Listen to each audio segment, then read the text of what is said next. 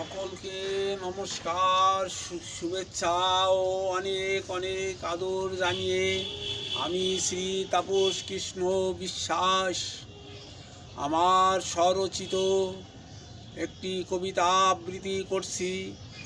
আমার এই কবিতা যদি কোনো সুধীজন, যদি কোনো সাহিত্যিক বা কবিত্ব ভাব বা কোনো মানব দরদী বা কোনো জনকল্যাণ হিতৈষী বা কোনো সুধীজন কারোর মনে একটু ভালো লাগে বা দাগ পড়ে, তবে আমার এই লেখা সার্থক হবে এবং আমি নিজেকে ধন্য মনে করব। আপনাদের যদি ভালো লাগে তবে লাইক দিবেন, ভিউ দিবেন, সাবস্ক্রাইব করবেন, শেয়ার করবেন, এই আপনাদের প্রতি আমার আবেদন।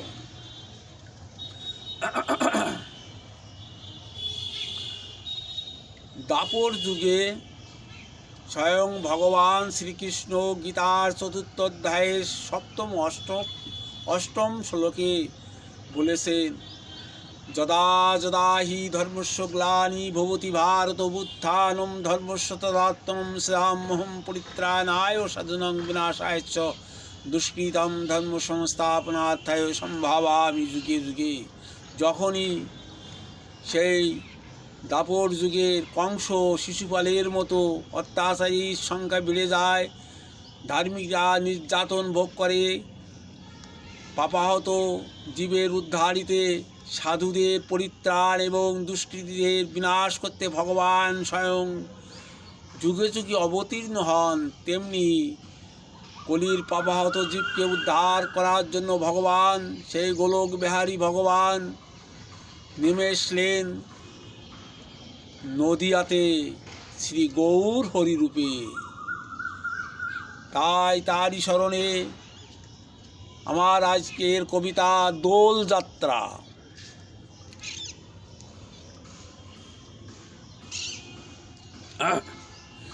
দোল দোল দোলযাত্রা শুনতে বড় মজা, দোলের অর্থ বোঝে না যে সে বড় হতভাগা। আপাহত জীবের উদ্ধারিতে কৈলাস হতে নেমে এলেন ধরণী তটে নদিয়াতে,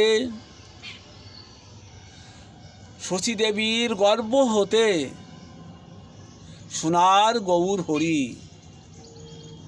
নদিয়ার ঘরে ঘরে হিংসা দেশ, পাপে উপচে পড়ে